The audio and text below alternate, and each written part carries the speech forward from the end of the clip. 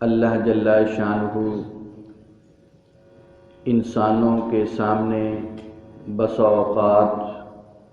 اپنی قدرت اور طاقت کا اظہار اس انداز میں کرتے ہیں کہ پھر انسان کو نظر آتا ہے کہ اس کے علاوہ اور طاقت کسی کے پاس نہیں ہے۔ جنازہ تو کسی ایک گھر سے، ایک گاؤں سے، ایک علاقے سے ایک بھی اٹھ جائے تو وہ ان کے لیے صدمے اور افسوس کا باعث ہوتا ہے،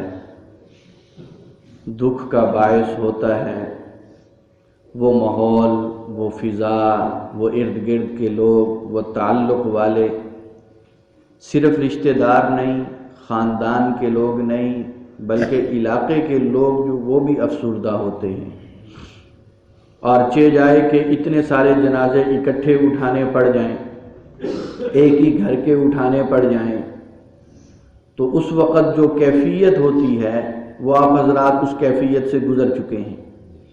اور اس کو لفظوں میں بیان نہیں کیا جا سکتا، اس کو صرف محسوس کیا جا سکتا ہے کہ اللہ تبارک و تعالیٰ نے اپنی حکمت کے تحت کس انداز میں، کس طرح جو ہے اتنے سارے لوگوں کو اکٹھے ہی اٹھا لیا اور لے لیا، اور پیچھے والوں کے لیے کس طرح حسرت ہے، افسوس ہے، غم کی کیفیت ہے، صدمے کی کیفیت ہے۔ اور حقیقت یہ ہے کہ یہ واقعہ اور یہ سانحہ جو ہے یہ صرف اس گاؤں کے لیے نہیں، اس علاقے کے لیے نہیں، اس خاندان یا رشتہ داروں کے لیے نہیں، یہ خبر جہاں جہاں جس کے پاس جب پہنچی ہے سب افسردہ ہو گئے۔ جس انداز میں پہنچی میڈیا کے ذریعے سے ہر ایک کو غم اور صدمے میں مبتلا کر دیا ہے۔ تو اندازہ لگائیں اس واقعے کا کہ یہ کتنا بڑا واقعہ ہوا ہے، کتنا بڑا سانحہ ہے۔ لیکن وہ تو اللہ کی حکمت ہے کہ اللہ بندوں کو دکھاتے ہیں کہ میری طاقت کو دیکھ لو، میری قدرت کو دیکھ لو، میرے اختیارات کو دیکھ لو۔ اور اس سے اگلی چیز یہ ہے کہ جانے والے تو اپنے آخرت کے سفر پر روانہ ہو چکے ہیں، اور ان کے لیے ایک امید اس بات میں بھی ہے کہ یہ سانحہ ہے،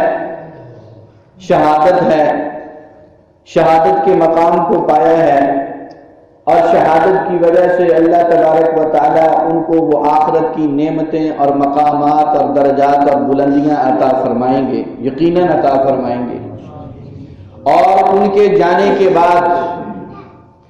افسردہ ہونے کی وجہ سے، غم زدہ ہونے کی وجہ سے اس خاندان اور ان کے ساتھ ایک ہمدردی، پیار، اخوت اور محبت کا تعلق ہونے کی وجہ سے لوگوں نے اپنے اپنے طور پر ایصال ثواب کا اہتمام کیا،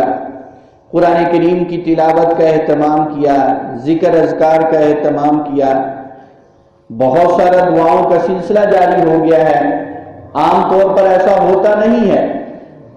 ایصال ثواب کا اہتمام رشتہ دار، خاندان کے لوگ، برادری کے لوگ، علاقے کے لوگ زیادہ سے زیادہ وہ کرتے ہیں، لیکن یہ واقعہ ایسا ہے کہ ان کے لیے ہر دل میں ہمدردی پیدا ہوئی،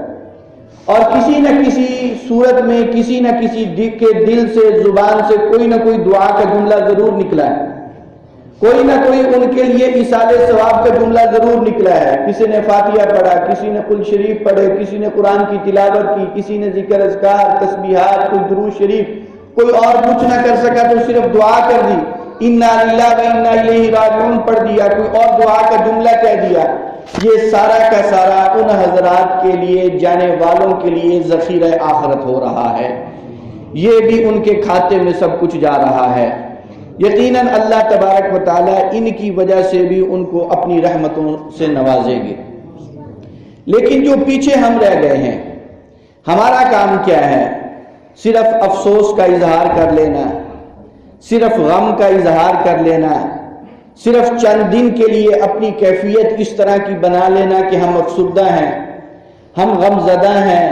ہمیں دکھ ہے، اس سے بات بننے والی نہیں ہے۔ ایک بزرگ فرماتے ہیں کہ انسان کے لیے سب سے بہترین نصیحت وہ موت ہے۔ جب ہم کسی کی موت کو دیکھیں کسی کے جنازے کو دیکھیں، کسی کی چارپائی کو جاتا ہوا دیکھیں تو اس سے بڑی نصیحت کسی اور کے لیے اور کوئی نہیں ہو سکتی۔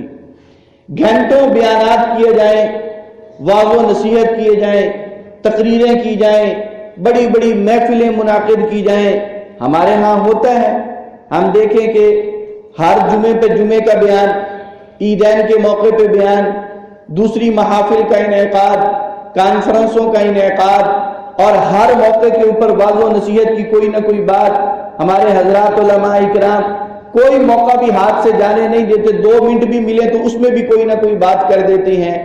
لیکن یہ ساری نصیحت کے پیغام کے باوجود، یہ ساری اچھی باتیں سننے کے باوجود، یہ سارا کچھ ہمارے سامنے ہونے کے باوجود ہمیں ویسی نصیحت حاصل نہیں ہوتی، ہمارے دل پر ویسی دستک نہیں ہوتی جیسی ہم کسی کے جنازے کو دیکھ کے حاصل کرتے ہیں، کسی میت کو دیکھ کے حاصل کرتے ہیں، کسی جانے والے کو دیکھ کے حاصل کرتے ہیں۔ یہ انسان کے لیے ایک بہت بڑی نصیحت ہوا کرتی ہے۔ ایک اللہ والے کے بارے میں آتا ہے